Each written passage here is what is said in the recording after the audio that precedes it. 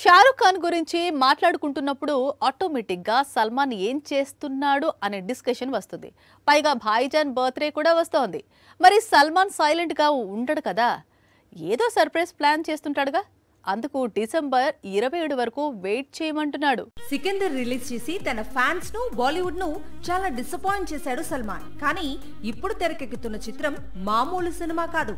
Battle of Galwan 2020లో Ladakh సరిహద్దుల్లో గాల్వాన్ లోయలో Bharat China జవాన్ల మధ్య తీవ్ర ఉద్రిక్తతలు చోటు చేసుకున్నాయి. ఈ ఘర్షణల నేపథ్యంలోనే దర్శకుడు అపూర్వ లాఖియా బ్యాటిల్ ఆఫ్ గాల్వాన్ అనే చిత్రాన్ని తెరకెక్కిస్తున్నాడు.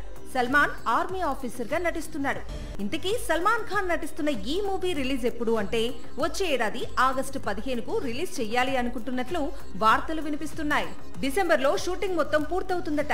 ఇందుకు సంబంధించిన అఫీషియల్ అనౌన్స్మెంట్ డిసెంబర్ 27న సల్మాన్ ఖాన్ పుట్టినరోజు కానుకగా రానుందట.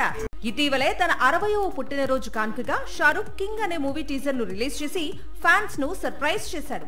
ఇప్పుడు సల్మాన్ ఖాన్ కూడా తన 60వ పుట్టినరోజు కానుకగా బ్యాటిల్ ఆఫ్ గాల్వాన్ టీజర్ ను రిలీజ్ చేస్తాడని బాలీవుడ్ వర్గాలు చెబుతున్నాయి. సాక్షి టీవీ ప్రసారాలను నిలిపివేయటం చట్టరీత్యా నేరం. సాక్షి టీవీ ప్రసారాల కోసం మీ స్థానిక కేబుల్ ఆపరేటర్ను వెంటనే సంప్రదించండి.